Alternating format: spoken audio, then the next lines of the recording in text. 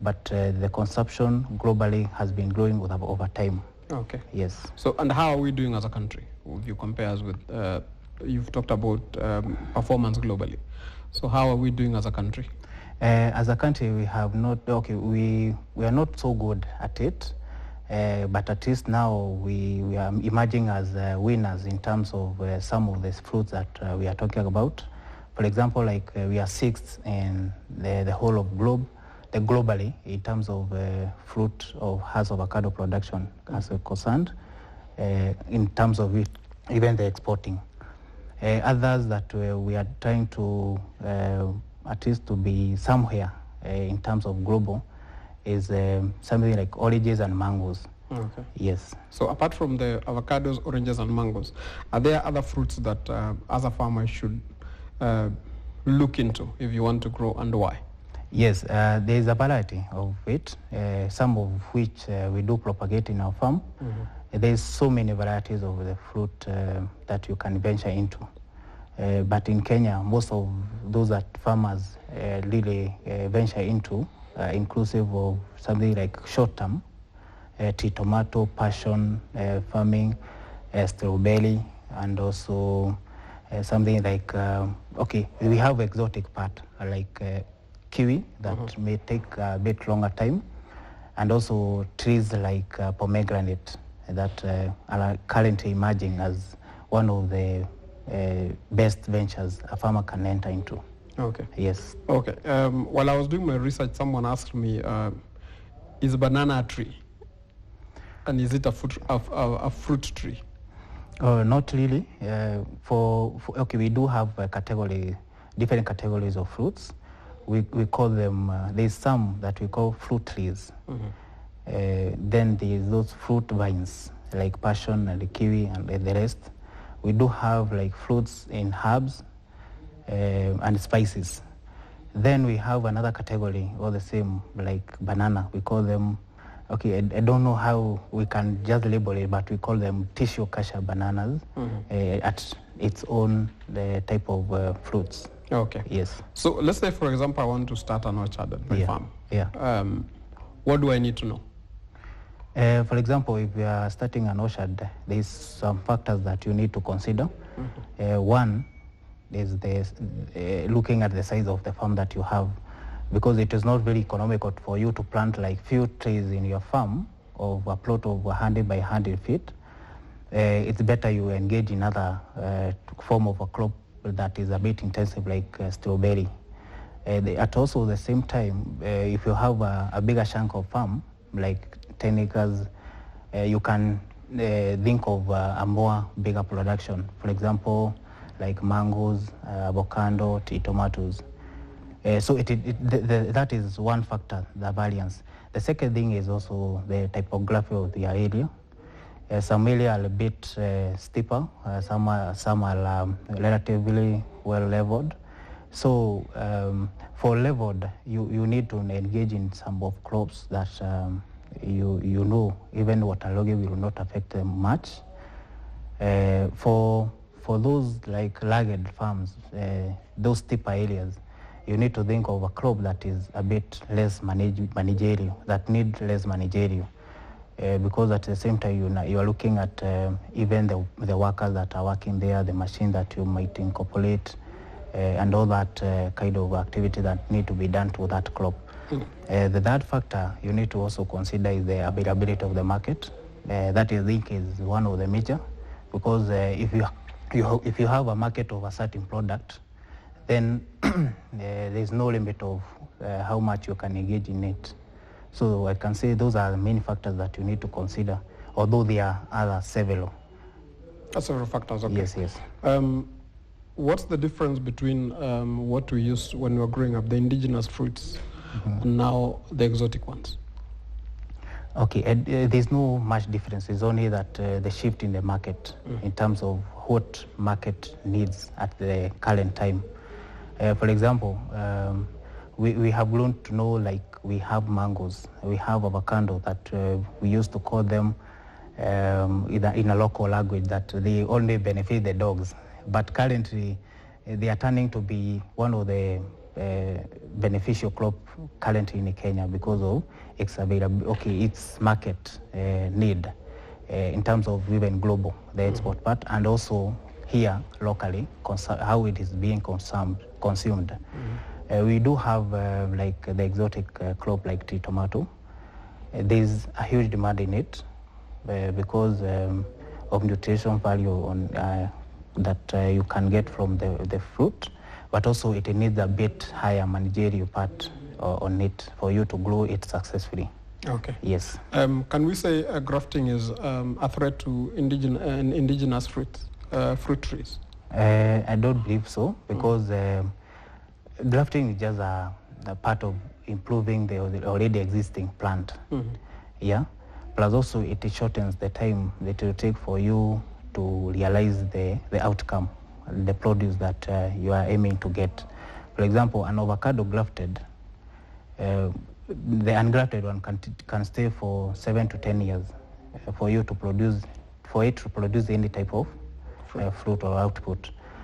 But the grafted one, it takes only 3 years, 4 years for you to start enjoying the fruits. Okay. Yes. Of all these fruits, are there fruits that can be grown in any ecological field? Yes. Or everywhere in the country? In other words? Okay.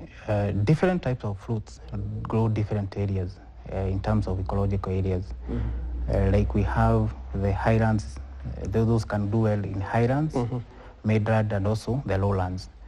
For example, for plums, pears, peaches, those they do well, very well at highlands area where there's a bit of coldness. That is around 2,800 meters above sea level and above. Then we have others that are in a middle way. That is where most of the crops do grow. From like avocado, tea tomato, passion, those bananas, those do grow at that level, that middle level of between 100 to 2,500 meters above ground, because of the weather variance that is suitable for them to maybe even flower. Then we have others that need to grow lower levels, or those temperate levels that are a bit hotter. Currently we have like dragon, the new crop that is only trading currently. Then we do have pomegranate, oranges, and mangoes. Those they need a bit hotter areas for them to grow well. Okay. Yes. For any business or any farm production, the market is always the key. Sure. But for many, I've visited farms where the farmer is struggling to sell their fruits. What could be the problem? Why are some farmers struggling to find a market for their fruits at the end of the season? One thing. And what do they need to do? Okay. One thing that a farmer should do, I can advise the farmer. For any existing farmer or farmer who is trading to do any type of fruit farming, one need to understand the demand of the market, and also how it's affecting how it affects the output that he or she can get. The quality of the produce, that is one thing.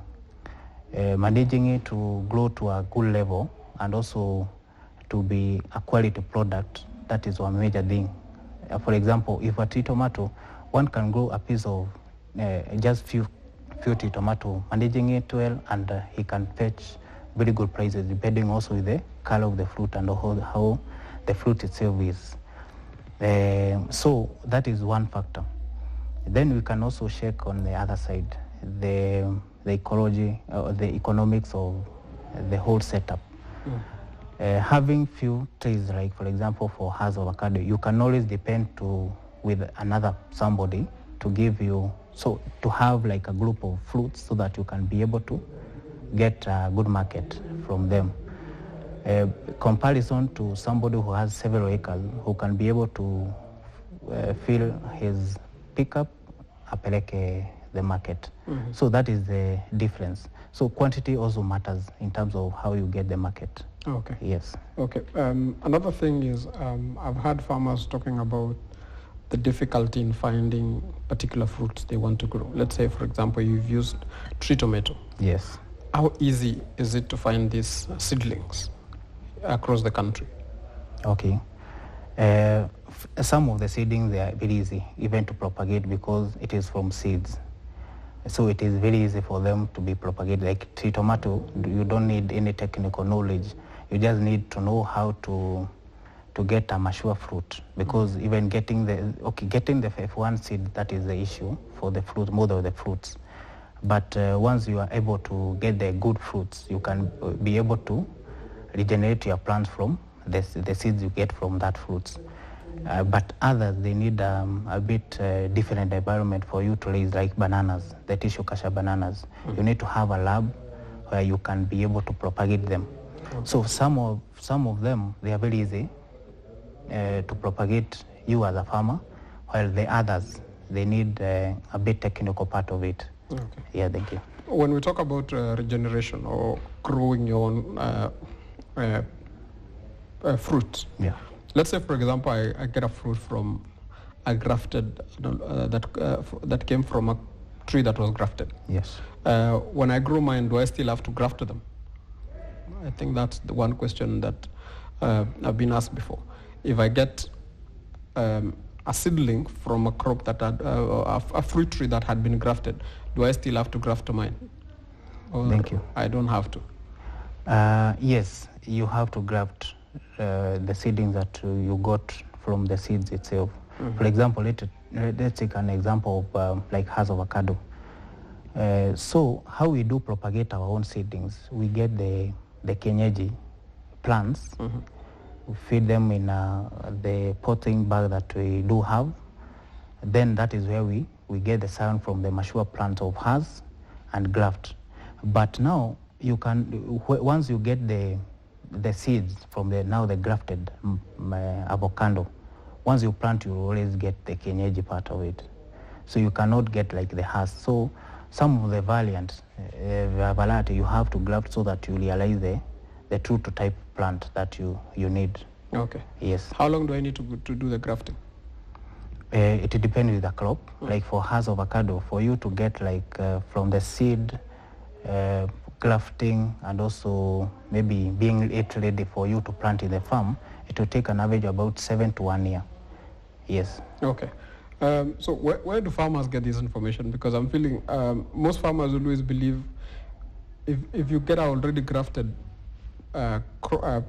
plant, you go grow in your farm, whatever you get is a pure grafted, a pure crop of what you are looking for. Yes.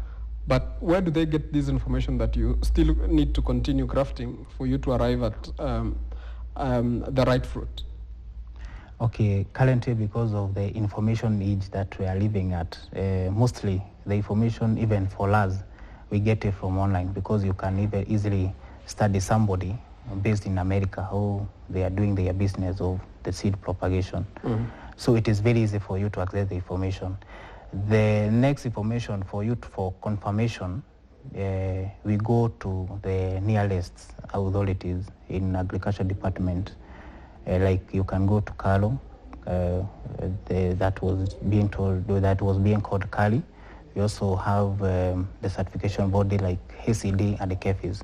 They can always give you if the crop that you are intending to plant, how it does and everything of that nature. Okay. Yes. Okay. There's been a lot of talk about global warming and climate change.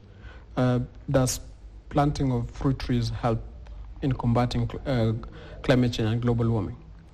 Okay, these are some studies that have been done based on the type of the fruits, the plant that had been planted. If we can clear the forest for us to plant the Hass avocado, for example, that will be damaging more than it cures. But once we establish new avocado orchard or any type of the fruits themselves to newly land that will not clear like trees and everything, it will be just a form of adding complementing the afforestation part of it. Okay. Yes. So planting fruit per se does not really help in combating global warming and climate change. Yes. It just helps complement Complement, yes. the forest and the trees that we have. Sure. Okay. So for me, you had earlier talked about economies of scale. Yeah. That you need to have a particular number of, or to harvest a certain amount for you to make, or even to get a market. Yes. So let's say I have a quarter of an acre. Which fruit tree is good for me for a quarter of an acre? Considering the space of a quarter an acre, if you plant something like for house avocado, it will only accommodate about 33 trees in it, so that will not be much economical in terms of the returns you're expecting. But once you plant something like passion, tree tomato, or strawberry under intensive care, you get bigger production, but also it needs a bit of capital to put in the farm. And also you being at the farm, knowing that it needs a very good managerial on it. Mm-hmm. Because a tree tomato, an acre, a quarter acre, it will accommodate an average about 300 to 400 trees, depending also with the spacing that you use. And the same tree tomato, you can be able to produce an average about 30 to 50 kg per one tree. So if you do the math, with the current prices at farm gate price of 80 shilling to 100, then you can see you got something that you get out of that farm. Okay. Yes. So as Oxfam, how do you help your farmers understand this? Because I've realized that people just grow fruits, and at the end of the season they start complaining. The fruit has taken space in their farm. It's not bringing as much money as they expected. So what do they need to know? Or as Oxfam, what do you tell your farmers to do? Okay. At the Oxfam, we do have different departments. And one of the crucial one is the agronomy part of it, where we do have agronomists who visit in actual farms where farmers are. So once the customer comes in our Oxfam company, in either of the branches, we take him or her through the procedure of how he can, what he can plant. Then later, we recommend for agronomy to visit for a bigger part of visiting, advising. One thing that we have realized with most farmers, they do have like a general idea of what they can grow in their farm, but due to various variables inside, and also the capital that is needed, they don't actually know what to invest into, and also the application of various managerial practices, because actually most of the farmers are phone farmers. So as the agronomists visit the farms, that is where they get to interact one-on-one. So agronomists tend to understand what the farmers has as the resources and the space that is needed. Then for us, we advise the farmer on maybe something that can be suitable in the farm. Yes. Okay. We've also seen people trying to grow stuff on their balconies. Yes. Especially in urban areas. Are there fruits that can be grown on that small space to a point that you can sell some to your neighbor, or they will be sufficient for you with your family?